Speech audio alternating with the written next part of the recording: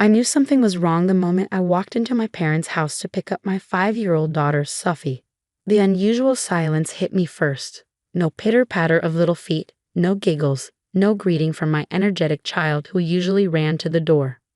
"Hello," I called out, my steps quickening. "Sophie." My sister Diane appeared from the kitchen, looking oddly composed. "Oh hey, Sophie's taking a nap." A nap? At 5 p.m. Sophie hadn't taken afternoon naps since she was 3. Even then, getting her to sleep was like trying to catch a tornado in a jar. She was tired, Diane shrugged, blocking my path to the stairs. You know, maybe she wouldn't be so exhausted if you weren't dragging her to all those activities. The criticism was nothing new. Since my divorce 2 years ago, Diane had appointed herself the expert on my parenting choices. According to her, everything I did was wrong. From enrolling Sophie in ballet to working full-time. "Where is she?" I pushed past her, my mother's voice floating up from the basement. "Martha, wait.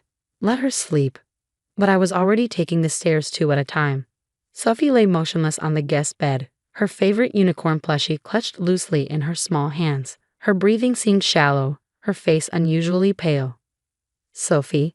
I touched her cheek. She didn't stir. "Sophie, baby, wake up." When shaking her gently produced no response, panic clawed at my throat. I scooped her up, her body limp in my arms. "What did you do?" I screamed. "What's wrong with my daughter?" My mother and Diane appeared in the doorway. "Stop being dramatic." Diane rolled her eyes. "I just gave her something to help her relax." The world tilted on its axis. "You gave her something. What did you give my child?" "Just a couple of my sleeping pills," Diane said casually, as if she was discussing the weather.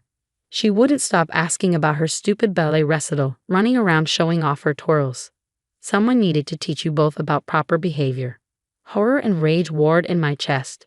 "You drugged my 5-year-old? Are you insane?" "Martha, lower your voice." My mother stepped forward, ever the peacekeeper. "Diane didn't mean any harm. She just wanted to show you that Sophie needs more discipline." "Discipline?" I clutched Sophie closer, her head lolling against my shoulder. "She drugged my child. This is assault." "Don't be ridiculous," my mother scoffed. "It's family. Diane would never hurt Sophie. She's just trying to help." Help, always helping. Like when Diane helped by telling my ex-husband of every parenting mistake I made. Or when she helped by criticizing Sophie's clothes, her activities, her excitement about life. "What kind of pills?" I demanded, already moving toward the stairs. "How many did you give her?" Diane's face flickered with something. Uncertainty? Fear? "Just 2 of my prescription sleep aids. She'll be fine in a few hours." "A few hours?" My voice rose hysterically. "She's 5 years old. Those pills aren't meant for children." "Now, Martha," my mother touched my arm. "Let's handle this privately. No need to make a scene. Sophie will wake up soon, and we can all discuss this calmly." I jerked away from her touch. "Discuss what?" "How my sister drugged my daughter and you're trying to cover it up." "I'm trying to prevent you from overreacting." My mother's voice hardened. "Diane made a mistake, but going outside the family will only make things worse. Think about Sophie's future. Do you want her to be known as the girl whose aunt was arrested?" "Arrested?" Diane's composure cracked. "Mom, you said we'd handle this." "Nobody's handling anything," I spat, carrying Sophie toward the front door. "I'm taking my daughter to the hospital, and then I'm calling the police." "You can't." Diane grabbed my arm. "I only did it to show you what happens when you let her run wild. She needs structure, discipline." "Let go of me," I warned, my voice deadly quiet. "You lost any right to an opinion about my daughter when you decided to drug her." "Martha, please," my mother begged. "Think about what this will do to the family. We can work this out ourselves." I looked at them both, my sister, whose jealousy and control issues had finally crossed an unforgivable line, and my mother, whose desire to keep peace had enabled every toxic dynamic in our family. Family? I laughed bitterly. Family doesn't drug children. Family doesn't cover up abuse. And I'm done pretending this is normal. "If you do this," my mother warned, "there's no going back." Good. I reached my car, struggling to open the door while holding Sophie, because I never want to go back to thinking this was okay. As I buckled Sophie into her car seat, her breathing still too shallow, her small body too still, Diane called from the porch. "You're overreacting. She'll be fine." I slammed the car door and turned to face them one last time. "You know what, Diane? You wanted to teach me a lesson. Well, here's one for you. Actions have consequences. And this time you're going to face yours." I pulled out my phone and dialed 911 as I got behind the wheel, watching my mother and sister's faces change from righteous anger to fear in the rearview mirror. 911. "What's your emergency?" "I need an ambulance," I said clearly. "My sister deliberately drugged my 5-year-old daughter with prescription sleeping pills. I'm driving her to Memorial Hospital now, and I want to report an assault on a minor." As I drove away, I could see my mother and sister gesturing frantically in my rearview mirror. But for the first time in my life, their disapproval meant nothing compared to the weight of my unconscious daughter in the backseat. This time, there would be no sweeping things under the rug. This time, I would protect my child, no matter the cost to our so-called family peace. The emergency room erupted into action the moment I carried Sophie through the doors.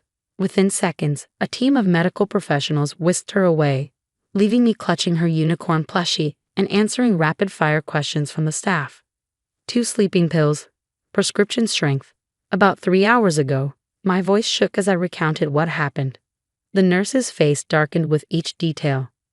Dr. Patterson, a pediatric emergency specialist, arrived quickly. "We're running toxicology screens and monitoring her vital signs. Mrs. Wilson, I need to be clear, this could have been fatal.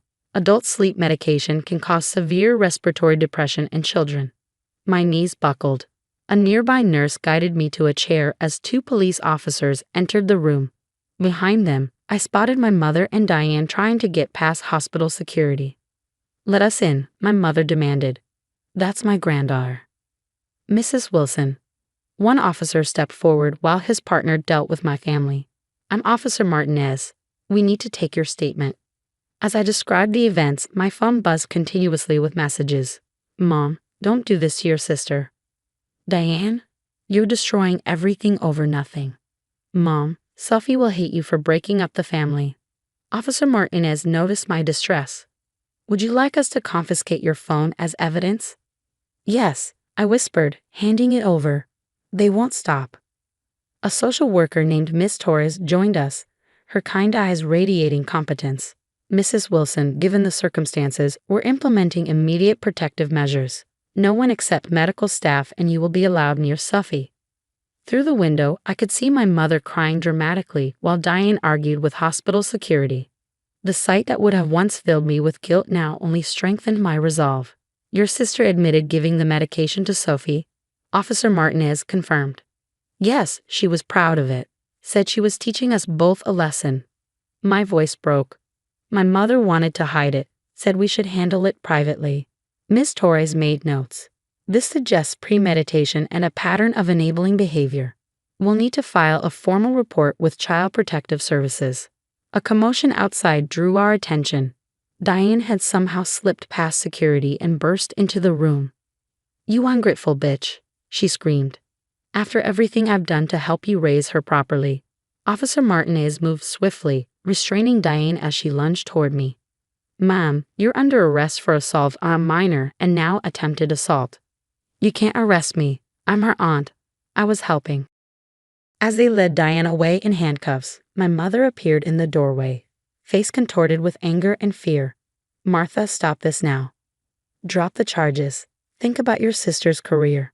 Think about Sophie." I shot back. "She could have died. She's fine. You're just jealous because Diane's always been better with her than you." Miss Torres stepped between us. "Ma'am, you need to leave or you'll be removed. I'm her mother. And I'm Sophie's mother." I stood up, finding strength I didn't know I had. "You both lost the right to be near her the moment you decided drugging the child was acceptable." Security finally escorted my mother out, her threats and pleas echoing down the hallway. Dr. Patterson returned with news that made my heart soar. Sophie was starting to wake up. "She's groggy but stable," he explained. "We'll keep her overnight for observation, but she should make a full recovery." In Sophie's room, I held her tiny hand as she slowly opened her eyes. "Mommy," she mumbled. "I'm here, baby. You're safe now." Aunt Diane said I was too excited. said I needed to learn to be quiet. Tears rolled down her cheeks. Did I do something bad? No, sweetheart. I kissed her forehead, fighting back my own tears. You did nothing wrong. Being excited and happy is never wrong. Miss Torres appeared with more papers. Mrs. Wilson, we're filing for an emergency restraining order against your sister, and given their response, your parents as well. We'll need to schedule interviews to document any previous incidents. Previous incidents, like the time Diane had accidentally thrown away Sophie's ballet shoes before a recital, or when she cut Sophie's hair during a sleepover because it was too showy. All the little cruelties I'd dismissed as sibling rivalry or family dynamics now revealed themselves as something much darker. Whatever you need, I agreed. This ends now. Officer Martinez returned with news that Diane was being held without bail due to the severity of the charges. My mother had been escorted from the premises after attempting to access Sophie's room through another entrance. As the night settled in, I watched Sophie sleep, naturally this time, her breathing steady and strong. My phone sat silent in an evidence bag, but I felt no urge to check it. Let them rage and threaten. Let them try to manipulate and guilt me. They'd shown their true colors, and there was no going back. A nurse brought me a blanket and coffee. You did the right thing, she said softly. Not everyone finds the courage to stand up to family. I touched Sophie's cheek, remembering her usual vibrant spirit, her twirls and giggles that Diane had tried to suppress. Some things are worth more than family peace, I replied. Some things are worth fighting for. The nurse nodded, understanding in her eyes. Yes, they are. And tomorrow's another day to keep fighting. 6 months later, I sat in a courtroom, watching Diane's sentencing hearing. She'd finally pleaded guilty after the toxicology reports proved she'd given Sophie not 2 pills, as she claimed, but 4. Enough to have caused severe harm or worse. My mother sat in the front row, still supporting Diane, still claiming it was all a misunderstanding. She'd spent the past months alternating between threatening me with legal action for destroying the family and sending flying monkeys, relatives and family friends, to guilt me into dropping the charges. None of it worked. The prosecutor stood, presenting the final evidence. Your Honor, this was not a momentary lapse in judgment. Ms. Wilson deliberately obtained prescription medication, crushed it into a child's drink, and watched as that child lost consciousness. When confronted, she showed no remorse, stating she was teaching them a lesson. Diane sat there in her expensive suit, tears streaming down her face. The same performance she'd been giving since her arrest. But I'd seen her true face in that basement room, the satisfaction when she'd watched my daughter lie unconscious. Furthermore, the prosecutor continued, investigation has revealed a pattern of concerning behavior toward both the victim and her mother. We have documentation of multiple instances of tampering with the child's belongings, psychological manipulation, and attempted parental alienation. My mother shifted uncomfortably. She'd been named in the investigation too, though not charged. The authorities had documented her role in covering up Diane's escalating behavior over the years. The judge, a stern woman in her 60s, studied the papers before her. Ms. Wilson, please rise. Diane stood, her lawyer's hand on her arm. What you did was not just criminal, it was a fundamental betrayal of trust. You used your position as an aunt to deliberately harm a child, not in a moment of passion or confusion, but in a calculated attempt to exert control. The judge's voice was steel. I sentence you to 5 years in state prison, followed by 5 years of supervised release. You will undergo mandatory psychological evaluation and treatment. Additionally, a permanent restraining order will remain in effect, protecting both the minor child and her mother. My mother's wail echoed through the courtroom. Diane's composed facade cracked, showing the rage beneath. This is your fault, she screamed at me, you ungrateful, attention-seeking. Remove the defendant, the judge ordered, and bailiffs led Diane away. Outside the courthouse, my mother made one last attempt. Martha, please, she's your sister. Family forgives. I turned to her, feeling oddly calm. You know what, Mom? Sophie forgave me for letting this happen for so long. That's the only forgiveness I needed. You've ruined everything, she spat. I'll never forgive you for this. I know, I replied, and I'm finally okay with that. Later that evening, I watched Sophie at her new ballet studio, twirling with abandon, her face bright with joy. After months of therapy, she was finally dancing again, her confidence returning bit by bit. Mom, she called, running over during a break. Did you see my pirouette? Ms. Adams says I'm getting better. You're amazing, sweetheart. I hugged her, breathing in the scent of her hair, feeling her solid and warm and alive in my arms. Is Aunt Diane going away for a long time? She asked suddenly. Yes, baby, she can't hurt you anymore. She nodded, thoughtful. And Grandma? She's not allowed to see us either, remember? Not until she understands what she did wrong. Like when I have to sit in timeout to think about my actions. I smiled at her simple wisdom, exactly like that. After ballet, we went home to our new apartment across town. Sophie's room was decorated with dancing butterflies and fairy lights, a far cry from the sensible decor Diane had always insisted children should have. As I tucked her in, Sophie asked, Mom, are you sad about not having a sister anymore? I sat on the edge of her bed, considering how to answer. I'm sad about not having the sister I wish I had. But I'm not sad about protecting you. Like how you're my protector in the story we made up. Yes, just like that. After she fell asleep, I sat in our small living room, looking at a new message from my mother. Diane's lawyer says she can get out early with good behavior. You can still fix this. Families should stick together. I deleted the message without responding. On my wall hung Sophie's latest art project, a drawing of us as superheroes, standing tall and strong. The Brave Girls, she titled it, with a rainbow arching over our heads. My phone buzzed again, but this time it was Ms. Torres, the social worker who'd become a friend. Heard about the sentencing. How are you holding up? We're good, I texted back. Really good. And we were. We'd lost a family but gained ourselves.